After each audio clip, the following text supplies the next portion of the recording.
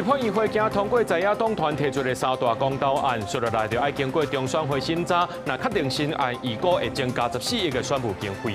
前总统陈水扁的查某囝陈幸有网络指控政案赵建明的医术有问题，涉嫌违反医师法。卫生局下晡也去赵建明的诊所调查。各位观众朋友，大家好，欢迎收看8月14 AM 新闻，我是嘉豪。新闻一开始，赶紧来看这前总统陈水扁的查某囝陈幸有，伊是连续2天伫网络顶头评论，指控伊的前翁赵建明医术有问题，甚至去讲呢，这赵建明会甲保留酸、类固醇早当去处理替伊治疗，涉嫌违反医师法。啊，然后台南市卫生局收到相关资讯了后，今下晡就派人去到赵建明的各个诊所，甲相关人员访谈，也调查这诊所内面的药品库存，要了解敢有违反到医师法。卫生局人员来到台南这间骨科诊所来稽查，因为连续2天，前总统陈水扁的查某囝陈幸有发文表讲，伊家己经过头的金断去，5天来拢是前翁赵建明用保热酸美国仙丹伫厝内治疗，疑似违反医师法。14下晡，台南市卫生局是派人去访谈赵建明和诊所的人员，而且检视诊所内面收藏的药剂，因为一大堆媒体伫现场，管区的警察嘛到场来了解。医师法第11条第1项规定，医师非亲自诊查不得施行治疗、开给方剂或交付诊断书，即使治疗的对象是家人，原则上人应先经过医师诊查。卫生局表示讲，医师伫执行医疗业务的时阵，必须依法来制作病历，记载就诊的日期、诊断、药品调剂和交付，嘛讲受到药事法的规范。诊所嘛伫门外大告示，讲无要受访嘛，无要回应私人的事项，以别人和医疗优先。医术你觉得怎么样？可以了，可以了，可以了。哦，这家蛮多，不便宜啊！我太太也是花得下去。我不太好吗？结果打了2针之后，现在在别家做复健啦。卫福部表示讲，医师的职业应该伫所在地主管机关核准的医疗机构、长照还是精神复健机构，或者是经过中央主管机关认可的机构。意思就是讲，伫家己的厝内做医疗行为，嘛是涉嫌违法。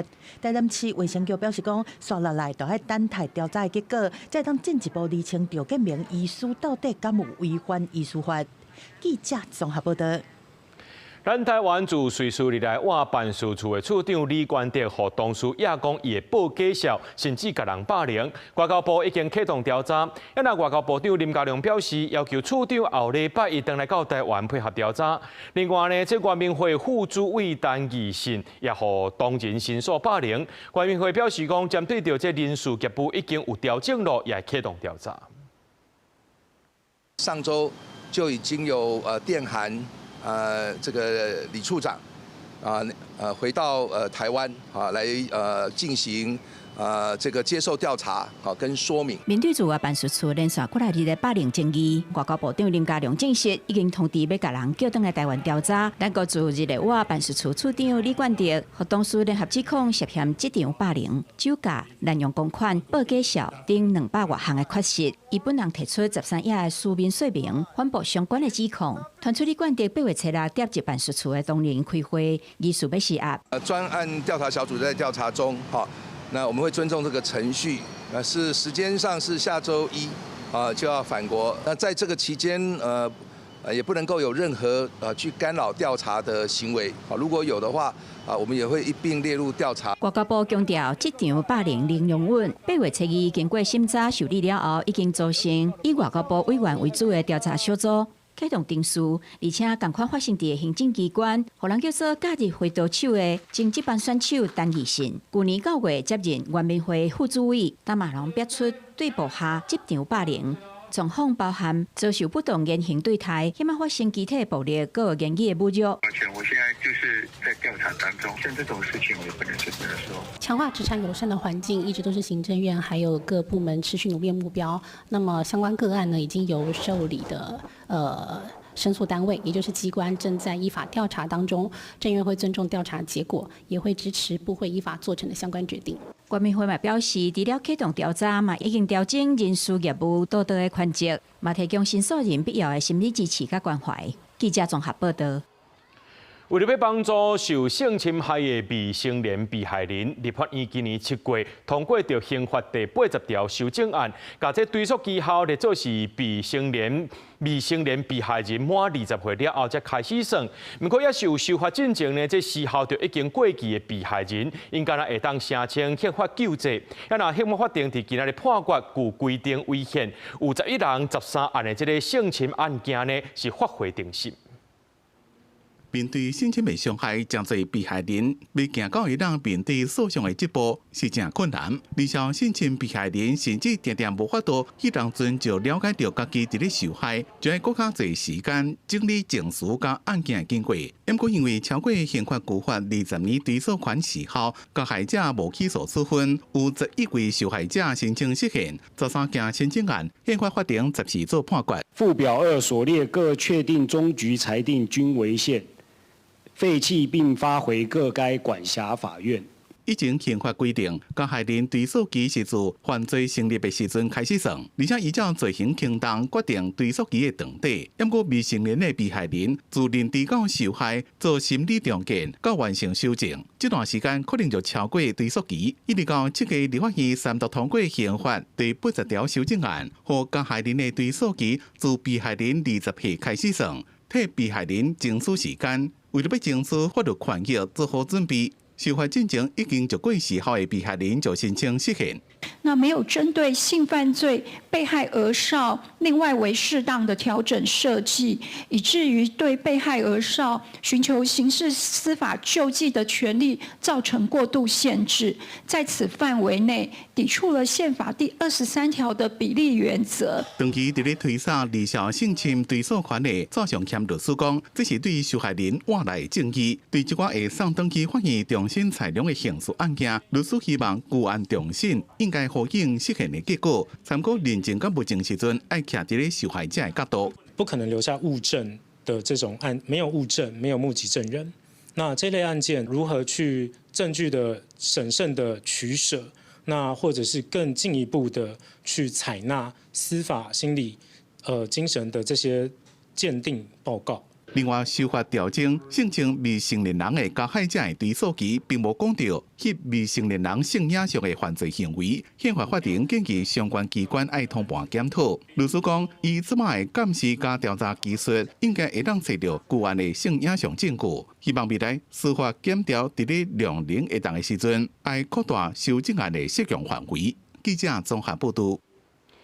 中年的油出问题，台北市长蒋万安要求台北市联合病院就要开这油品健康咨询门诊，不过到今只有4个人去挂号尔。那早起呢，这民进党台北市长参选人辛碧荣就伫咧批评，讲这资源三咧乱用，影响到市政效率，就要检讨。那蒋万安强调讲，这是含家长座谈了后所提出的建议。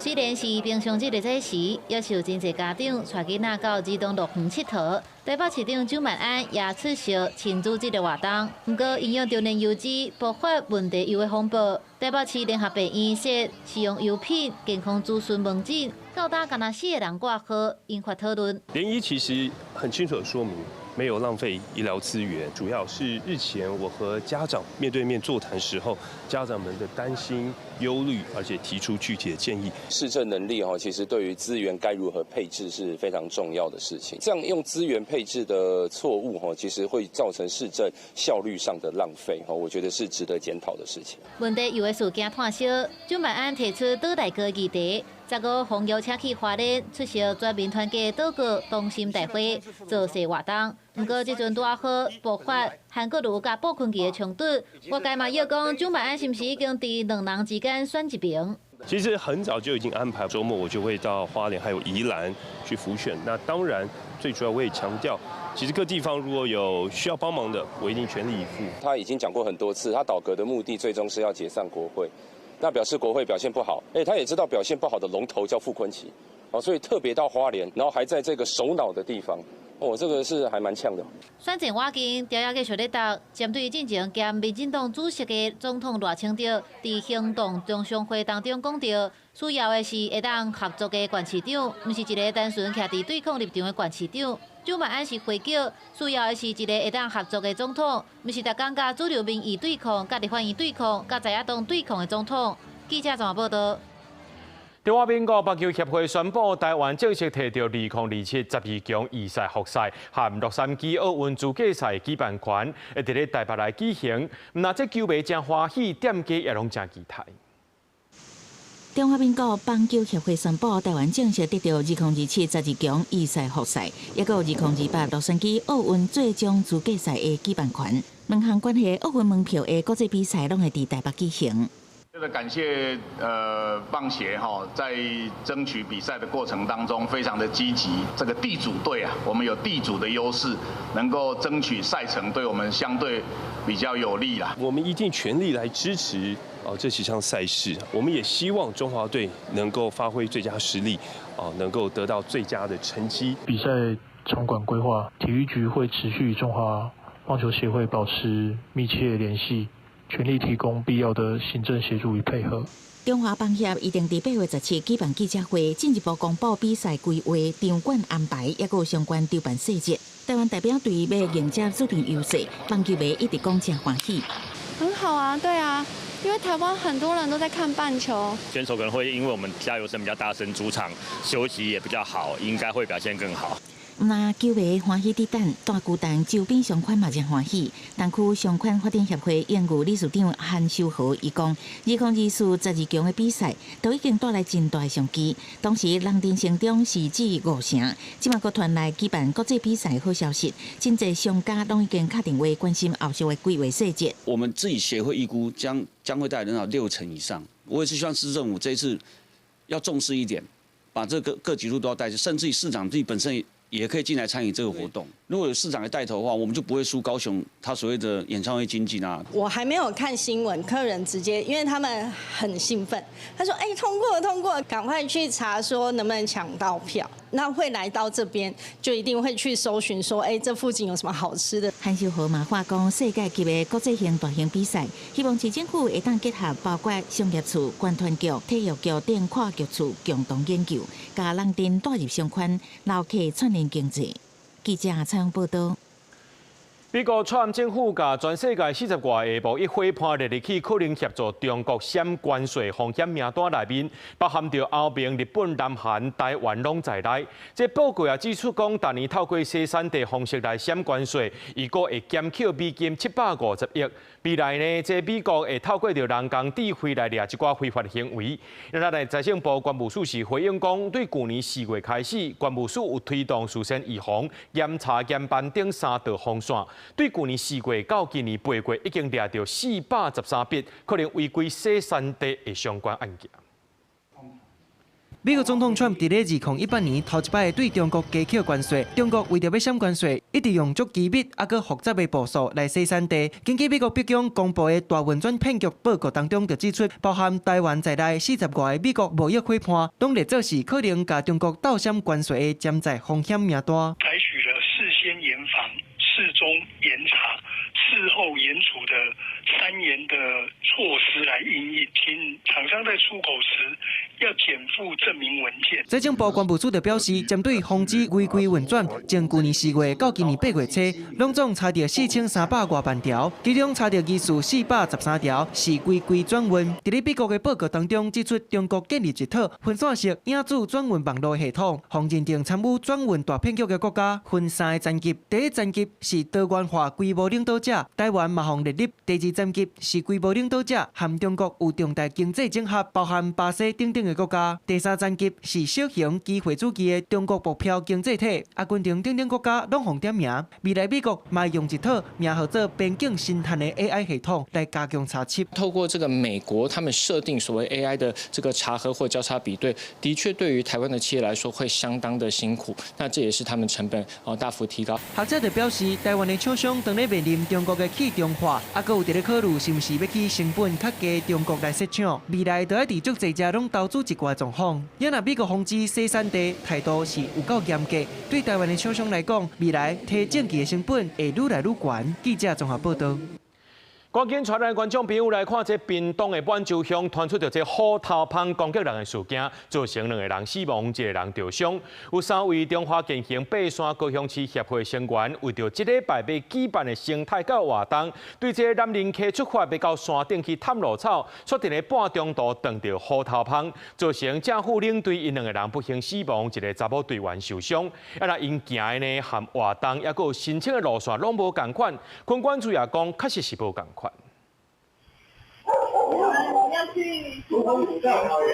甲车手停伫店家边仔，准备要对南仁溪去伫山顶。中华健行爬山过高雄市协会3位成员，12来到屏东满洲的南仁溪，要替这礼拜活动先探路草。店家听到因要行路线，就苦劝紧，真危险，爱细致。无想到13无快人转来，14就传出现场的查某队员传信息给朋友挂救人，讲紧撞到虎头蜂攻击，2个查甫正副领队已经无喘气心跳，伊家己嘛受伤，走来到出风片来等待救援。里面有虎头蜂，有野牛，有蛇类。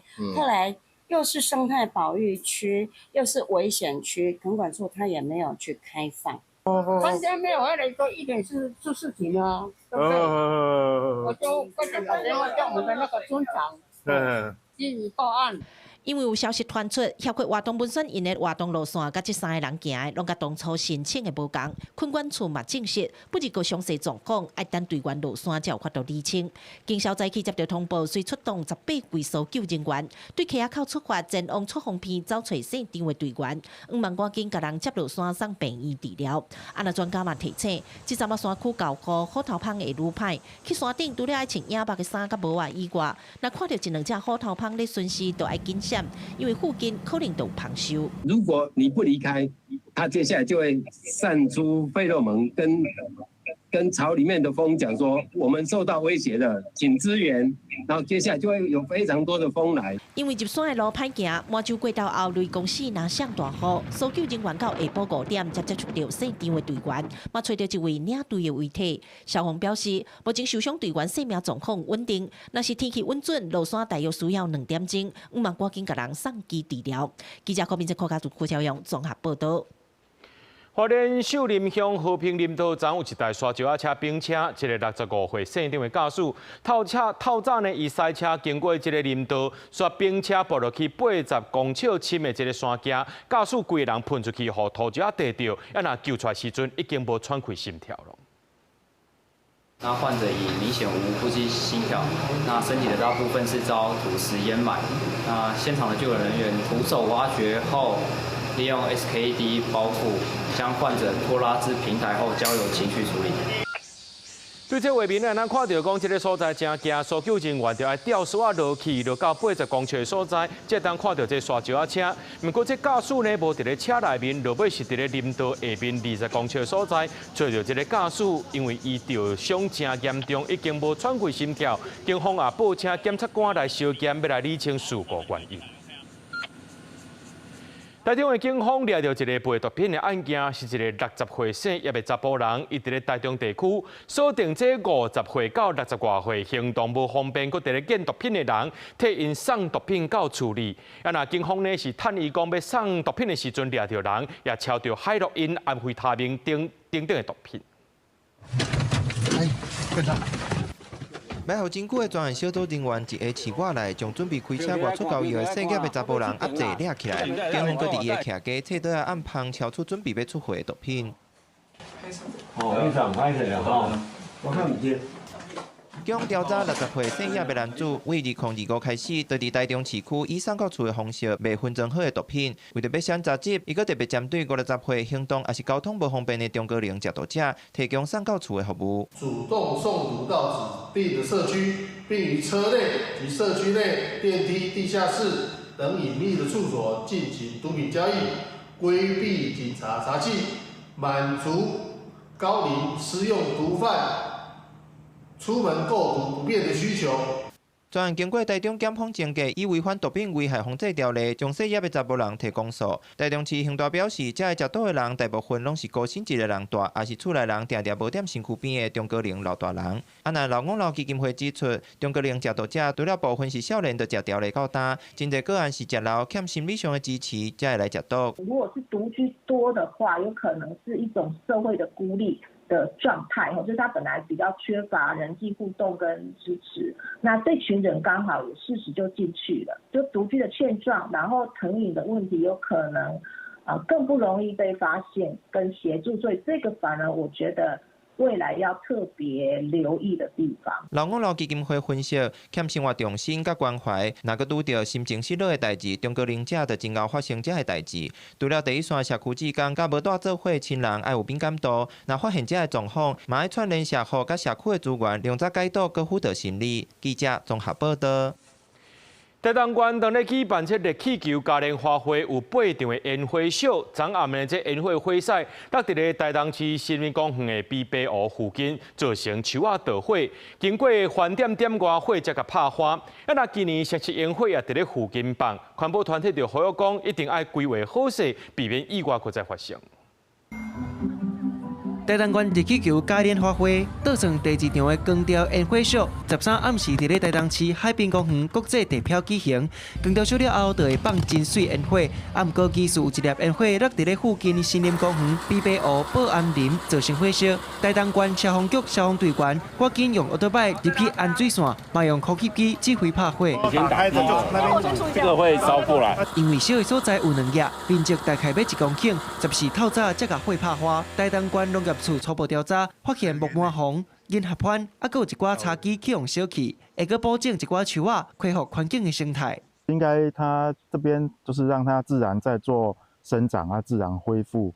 县政府他们也是很努力，只是说在这个风险评估，他们可能比较不严谨。不过发生火烧的新林公园附近，就是今年放双十烟火的所在，嘛阁互环保团体真关心国家庆典甲环保生态共存的问题。要规划这样的一些活动的时候，那是不是可以避免这样烟火的这样的一个释放，然后能够以其他的替代的一个形式来进行。官府就表示，双十筹备会办三讨论了后，要改变做要较低分贝烟火，而且甲放的时间缩短做30分钟，放的角度会向海面放，嘛继续和环保团体沟通，而且听因的意见，甲双十烟火对生态环境的影响降低。记者综合报道。高雄鼓山有一间林家厝，昨暗就火烧，火势真紧就拍花，无人受伤。有厝边就讲呢，有人看到有人伫遐放烟火，那警方早起也找到一个放烟火的查甫人，想袂到这嫌犯呢，昨伫遐留伫现场惊斗拍火，已经互警方呢依照着公共危险罪上办咯。加油！加油！加油！消防人员一到现场就赶紧救水线，因为火烧的地点是高雄鼓山少圳街一家厝，巷仔路4条厝阁拢连动的，避免火烧的范围愈拖愈宽。消防除了一户一户去确认民众安全撤离以外，也伫咧半点钟内就甲火拍花，加在无人员受伤。不只个包括厝边游客，大家拢讲火烧进前有人咧放烟火。外口有鞭炮鞭出久的，来到当灯啊，当灯了，我来看就听到鞭鞭叫。你看停车场里面啊，我有看到啊。对啊，那证据就在那边啊，那时候有人在那边，他间断，总共放好像2、3次的烟火。目前确实是有看到一些有鞭炮的一个状况，那后续还是要交由我们的专业单位火调人员进行勘查。听到可能是有人放炮引起火烧厝，警方透暝看监视器去比对抓人，发现炮是这个48岁姓黄的查甫人放的，甚至消防拍火时阵，伊阁有来现场斗相共。警方表示，嫌犯讲伊心情无好，看厝内底有过年春的烟火，就摕来放，没想到会引起火烧厝，毋是挑工的，不是个买手，也是按照公共危险罪移送法办。当时说他没有想，就是心情不好，喜欢放假炮啊那。他没有针对任何人，他没有跟那边用到的住户没有任何的那个。放烟火讨心情，煞甲人厝的后壁搞烧了了，加在是厝主拄啊好无伫厝，行动不便的翁婿是住伫咧头前栋，无造成伤害。警方提醒，放烟火爱找到所在，放线嘛要注意时刻连灯的状况，避免火车乱喷造成意外。记者柯家族柯朝阳高雄场报道。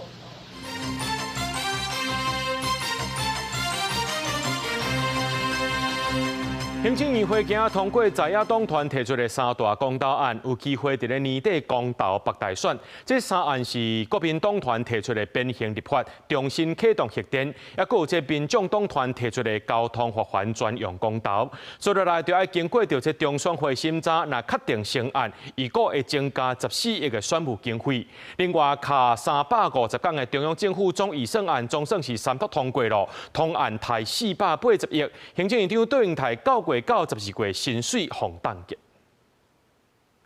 当国家没有办法给予人民公平正义的时候，我们用公投把公平正义还给人民。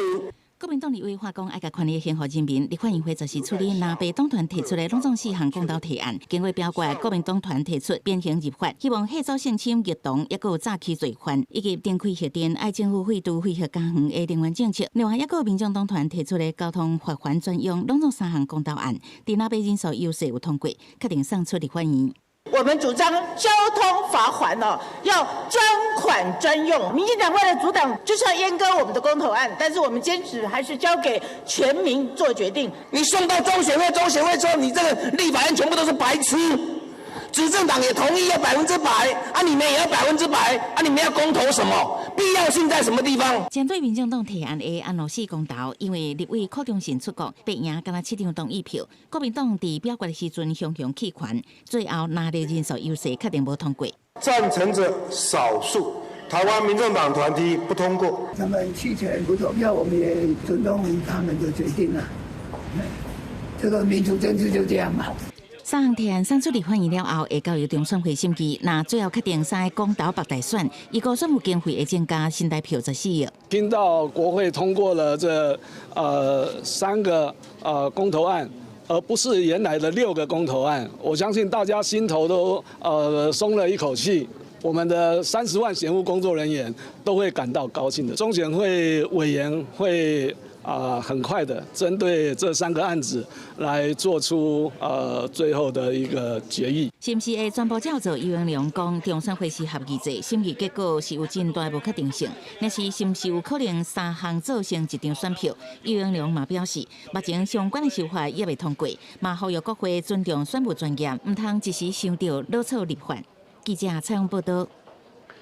中国解放军渗透台湾的情形真严重，有一名电视制作人李玲谦走去做间谍，被北检起诉囚刑12年。另外，检方也查到讲有一个网络工程师洪家培，透过这资料库摕到3000多笔包含着情报人员的个人档案，想要透过这个李玲谦的背后中国，也有2个共犯协助李玲谦伫咧收集军人的个资。那北检依照违反国安法、个资保护法等罪呢，来追加起诉这3个人。其中这名工程师被囚刑7年6个月。共军渗透的情况真多，将电视制作人李玲谦涉共谍案，今年4月被北检起诉并囚刑12年。检方查出有3人涉嫌协助收集军职人员的个资，对家起诉。检方调查，李玲谦113年就和中国情报工作人员吸收。网络工程师洪家培是伫去年3月得到真济个人的姓名、身份证字号、任职单位、电话这的个资的资料库，透过关键字敲出外交部、国防部等，找到包括情报人员身份的3674笔个人资料档案，想要透过李玲谦转卖给中国情报人员，不过介绍讲袂罢无成功。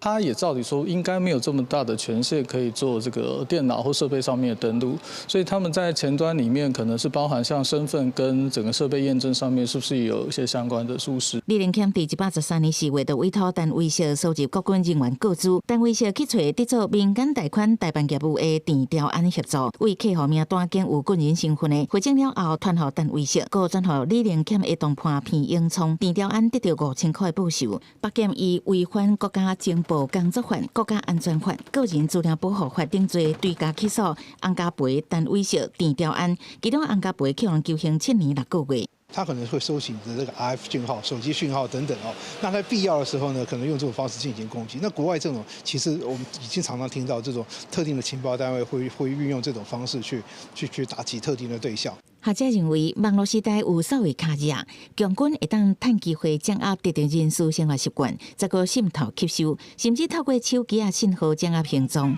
一直传出强谍案是对整体国安防护体系的重要警讯，呼吁政府爱跨部会联防，防止渗透漏网。记者采访报道。继续来关心这10天九美汉光42号演习，今仔日是最后一天咯。由国防部长郭立雄正式宣布演习结束。不过，在演习期间呢，这中国海警船搁再出现伫咧金门的禁限这水域，海巡人员去甲因赶这双方是对徛超过2点钟。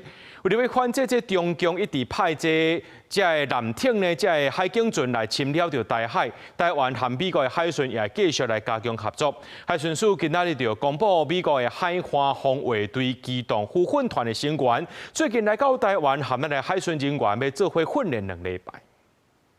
This is not your waters. You don't belong here. Turn around and leave now. 海巡人员公布驱离13下晡，搁再有4架中国海警船想要弄入去金门禁限制水域，海巡艇是采取1对1并行监控，强势逼近驱离。双方的对峙是超过2点钟。为了反制最近几年是正接侵扰咱西口里海域的中国军舰海警船，台湾和美国海巡是持续强化合作。海巡署的副署长谢庆钦边仔是坐 AIT 的官员，因为美国海华防卫队机动护训团的成员最近来台湾，和台湾海巡人员做2礼拜的小艇操作、团队部署和巡逻的训练，透过美国的教官实务经验，知道船艇的操作、安怎停船的技巧、紧急状况的应处等知识和技能，提升海上执法和协同应变能力。期盼透过为期2周的联合训练，深化台美双方专业交流跟伙伴关系。共同致力于促进海域安全与稳定。其实 AIT 进程就真罕见，伫社军平台发出海巡署台北舰和美方远洋巡逻舰美吉德河边队航行的相片。洪解都讲是台美的海巡合作已经藏起伫台面。相比伫2021年就签署设立海巡工作小组了解备忘录，深化伫联合搜救、查缉走私犯罪等领域的交流。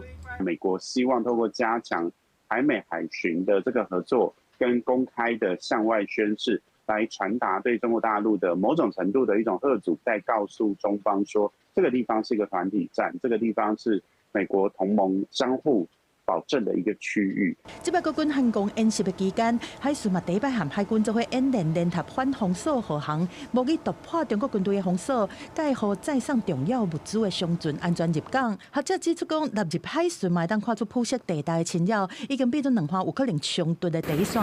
另外，汉光演习伫经过10天9暝实兵演训了，14国防部长郭立雄召开视讯会议，正式宣布演习结束。今年汉光完成演练。记者综合报道。因为即马囝生少，也有超高龄社会等等的问题，劳动部对今年开始推动下国技术人力增进方案，开放着这旅宿业和上港码头业会当引进外国技术人力。也那这劳动部伫今日宣布，台北的精华酒店呢已经摕到37名印尼籍外国技术人力的聘用许可，会当办理引进，也正做是这新制度施行了后，旅宿业的头一例。防务人员伫咧换枕头笼、床单、拼房间。新冠疫情过了后，台湾旅宿业的带客人数也个大放率慢慢回升到疫情进前的水准。不过，基层的防务人力也是无够。为了要解决欠工的问题，台北精华酒店甲劳动部申请引入外国技术人力，13摕到第一批37位印尼籍外国技术人力的聘雇许可。这一批从印尼来的学生，他们是来自巴厘岛，那他们其实之前也曾经在我们饭店工作过，那当时的身份是实习生，那现在也毕业了，那他们也有想要继续在海外工作的意愿，透过这个机制就把他们再请回台湾来。因为将资助化也有超高龄社会，各行业拢拄到欠人的问题。劳动部自今年开始推出跨国技术人力增进方案。开放旅宿业加上港码头业，引入外国技术人力，为了要兼顾本国劳工的就业环境，头家只要加一位本国的劳工加薪水至少2000，就能按照伊毕业的比例摕到海外技术人力聘雇名额。因过因就要有一定学历、技术条件加语文的能力，符合旅宿业专业工作需求。伫台湾做班5年，就采甲内政部申请永久居留。语文的部分，我们有要求，他最少要取得我们的华语或是英语的一个基础级 A2 的一个部分。这个是我们的技术人力跟移工最大的不同。劳动部讲，即马已经建立印尼加泰国的外国技术人力引入管道，甲越南也有初步的共识。另外，台湾甲菲律宾的合作备忘录 MOU 签署也已经有共识，进度也拢有掌握。除了台北金华酒店以外，到8月中已经有超过50间旅宿业者申请办理国内救灾程序，需求人数超过500人。记者综合报道。台语有一句话叫做“一客无鱼，百客钓”，要若咱人呢，倒位有钱通好赚，就走去遐赚。讲到咱台湾呢，有7000多的放射师在替病人照电工，不过实际这级的人数却是愈来愈少啊。因为台湾放射师的薪水差不多就伫4万块去卡刀，要若新加坡一个放射师一个月听好领到12万，真侪台湾人呢拢离乡背井，离开台湾去到外国食头路。啊，那这放射师专联会就提案，希望健保署会当提升国内放射师的待遇，解决欠工的问题。协助患者接受放射机器的检查，随个看影像状态，又该服务后一位患者。放射师这个职业是真欠人，加上检验需求真多，工作时拢无用气气，甚至无时间食饭。高张的工作还要必须要具有很大的专业。而且随时可能要接受 on call 回来 on duty。目前来讲，要招募的履历表都很难看到有履历表。目前全台湾职业的放射师7000多人，对卫福部推动各项的预防政策，亲像加剂量、电脑断层、体验体检等等。即马是比过去更加需要放射师，不过人力却一直流失，因为伫病院服务，新开始的薪水是3万到4万，不过去科技业也是仪器公司，薪水较好，甚至新加坡最近也来台湾招人才，开代票12万的薪水，这2年提供大个所在，但年也拢补助转去台湾的机票。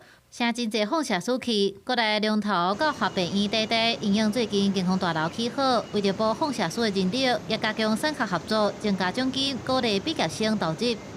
在今年的暑假，我们有一些成效，有一些特定的几个学校比较多的来我们医院报考，那执照通过之后也可以上线。政府有意识到这一点，所以他其实在今年早些时间有跟我们讨论要如何来帮这个医师放射师加薪啊。那我们现在也讨论到差不多快有共识了。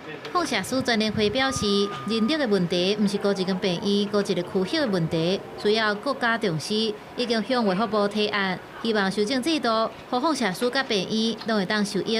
对此，健保署回应会继续收集各界意见，谨慎评估。记者综合报道。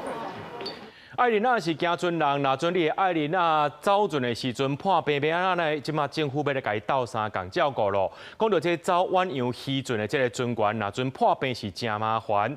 也来渔业署表示讲呢，未来无论是这本国或者是外国的远洋船员，拢会当使用这远距医疗，而且上济会当申请1万块的医疗补助。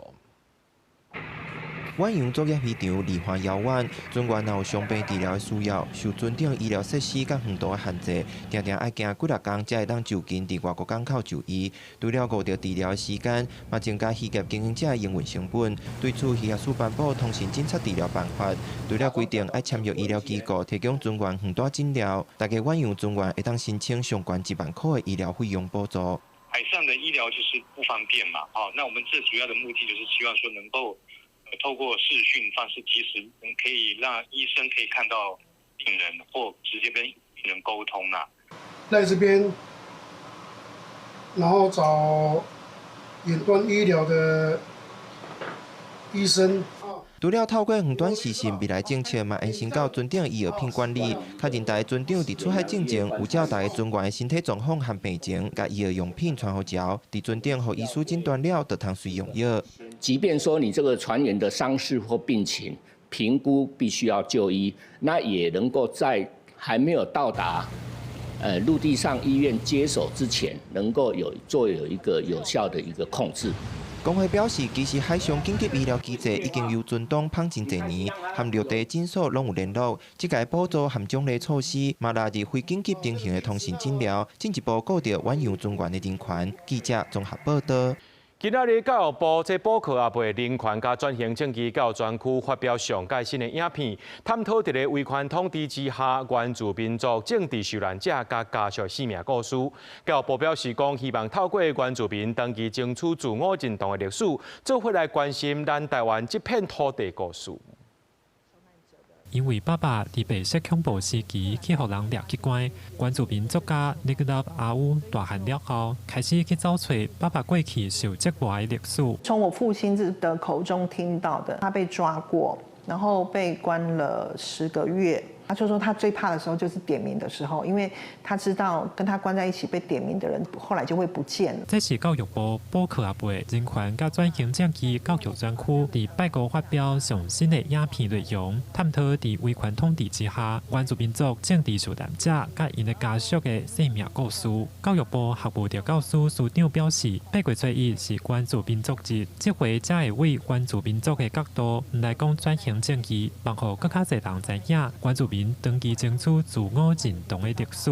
过去的历史，咱爱知影过去是安怎发生的吼，那袂使袂记咧这历史吼，所以我希望后壁会使更多的人来了解这些台湾的共同的历史。教育部表示，部分原住民族所受的政治迫害，对因的家庭、部落甲族群文化影响真深。若教育部补课阿伯影片，进前捌讲过228事件、白色恐怖、金门戒严甲偏后713事件等历史。教育部表示，未来按算1个月出1集，招大家做伙补课，关心咱台湾这片土地的故事。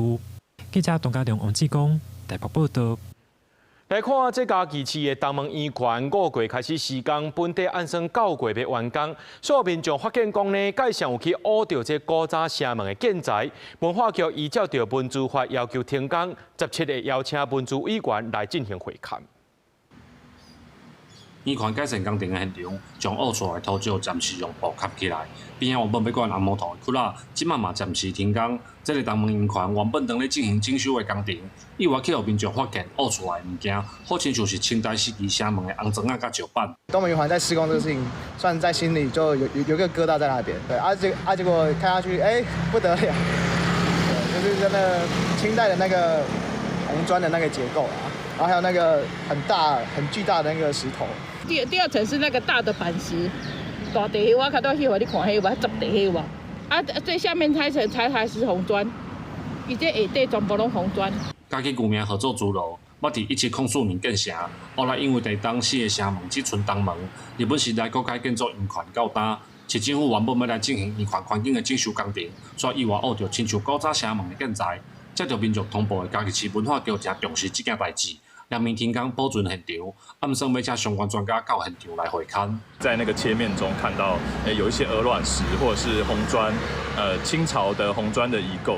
那以及在附近其实有散落一些疑似是挖起来的那个长条形的石头，所以我觉得就这个判定已经可以知道它其实是一些人为的遗迹的遗留。下礼拜的时候也会带着文资委员呢一起到现场去做现勘，后续呢我们就会依照文资法的相关的行政来作为处理。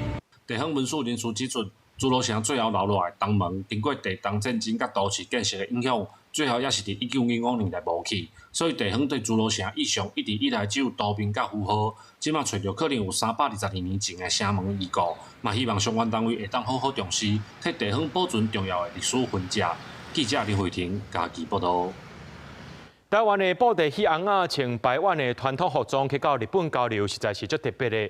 这屏东潮州人工所加日本交流翁仔，日本是甲因传统的人形翁仔借予潮州，那咱是甲这原住民特色的布袋戏翁仔送去日本交流。电梯门一拍开，就看到布袋戏翁仔展览，其中阁有2身穿原住民的服装，展现出台湾传统文化和族群特色。这是屏东潮州镇公所和日本资生馆大主顶推设双边交流，5月展出到今，吸引袂少日本人参观。这届提供布袋戏翁仔的，嘛是潮州在地阿高掌中戏班团。この民謡はテリーさんが大子町に来たのをきっかけに交流を始めていただくことになって。大子町の役場に今飾っていただいています。潮州的布袋戏嘛，拢算集团拢真优秀，包括咱个有皮仔戏，同时佫会当展现着咱原住民吼因的扮相啊，因的服饰，吼讲足水的物件。咱共同拢甲推送出去，走向国际。团长表示，因为布袋戏和歌戏是潮州在地重要的文化传统，若搁结合族群和历史内容，就会当甲别个国家交流。潮州镇公所表示，会先对静态展览开始，未来会当做布袋戏的演出，让日本人更加了解台湾。阮拄开始是小规模的交流，到尾吼。因的布鲁斯洞的囡仔、行政管乐的囡仔吼来阮遮，甲阮遮的囡仔做交流，大家就建立一个介深的感情啦。主任秘书讲，镇公所和资生馆已经交流有4档啊。去年资生馆水市布鲁斯洞嘛有来潮州镇做音乐表演，双边虽然无签任何合约，但是一来一往交流甲足欢喜。镇公所希望会当透过文化、教育甲音乐的方式，让日本朋友更入捌潮州。记者柯明哲屏东报道。台北故宫和东吴大厦等国内5间的学校合作，用买相关的文物来做主题，让学生运用这 AI 技术来做影片。学生大家拢是真有创意的，咱做伙来看卖。这商朝的马怎么长得像个符号？古典人物开嘴讲话，你了解马这字的意义。这是故宫和东吴大厦等国内外5间学校合作，用马的文物做主题。让学生运用 AI 技术来做影片的成果。参与创作的南港高中美同学表示，伊原底无接去故宫参观，这摆创作让伊了解要安怎运用 AI， 也对典藏文物更加了解。接触到了我平常不会接触的故宫文物。那学习过程中，因为需要用到 AI 啊，然后还有一些影片创作的 App。那学习上面跟平常在学校呢，就是学不到的东西，所以这是让我觉得非常新鲜的体验。拜五故宫甲东吴大学对外举办成果发表会，故宫院长表示，故宫提供文物影像甲相关资料，让学生透过 AI 的工具来创作，希望为典藏创造新的想象，也让大家对文物的欣赏有新的启发。我们要跟上这样的一个潮流，然后透过故宫的文物，然后知识，然后还有大学的USR 的一个社会责任，然后推广到所有的高中，甚至未来的国中小学。AI 持续改变人类的生活，故宫也希望故宫会当成做一个大型的教室，对幼稚园到大学拢会当运用故宫的资源。那这届完成的数位作品，未来按算透过故宫公开展示，让更加侪民众以无同的方式亲近文物，感受传统文化迷人的所在。记者东家良、石桂林台北报道。唔知咱的观众朋友敢了解到，这部剧伫咧教育内面推动已经120年啊，不是伫咧网络顶头，拢会咱看到网友伫遐批评讲，为什么这部剧教育教育抑佫是这款的情形？上界重要就是大人爱来支持。来看这南投县文化局举办着这山城厝内学台语的活动，替大人开这台语的课程，也有用这台语讲故事互囡仔听，希望大人囡仔拢做伙来学台语。伊的人放伫咧伊的巴肚头前的举手。台语老师摕绘本来讲故事，互囡仔对上简单的字豆豆学台语。家长嘛认为讲故事对囡仔来讲是上轻松、上自然学台语的方式。我感觉这是一个文化，嘿，从以早到今嘛，一种语言呐，所以我感觉讲囡仔嘛爱学。做咧甲因讲话，其实因拢听无学，无法度开讲的，所以想讲爱有机会爱参因加讲台语，爱互这个语言继续留落去。因为囡仔大人拢爱听故事嘛，用一个故事吼做一个引起动机啦。南投县文化局配合文化部台语家庭的计划，嘛特别开大人学台语的课程，互更较侪人唔领会晓讲台语，嘛会当捌台语字。也无搁得用吼，久了会袂记哩，啊，就是爱食练食讲啦。倒一个较困难，写写迄个字根本都看无。大人的话吼，因为已经年纪有啊嘛，阮也经过一寡训练过，所以咱可能会当较深入读写这个部分吼，互伊会当较流利、较伶俐的。南投文化部表示，这个计划刷城厝来讲台语，有侪课程内容真多元，唔管你的台语的程度安怎，拢有相对应的课程会当来学习，而且拢免钱，鼓励搁较侪人来参加。学母语、讲母语、传承母语。记者安修南投报道。咱做伙来看明仔载天气。基隆、台北、桃园、新竹对27度到36度。苗栗、台中、彰化、南投、云林对26度到34度。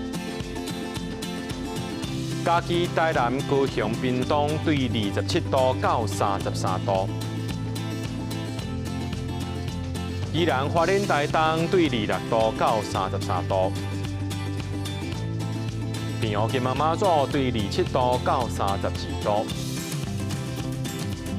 一个未来3天的天气。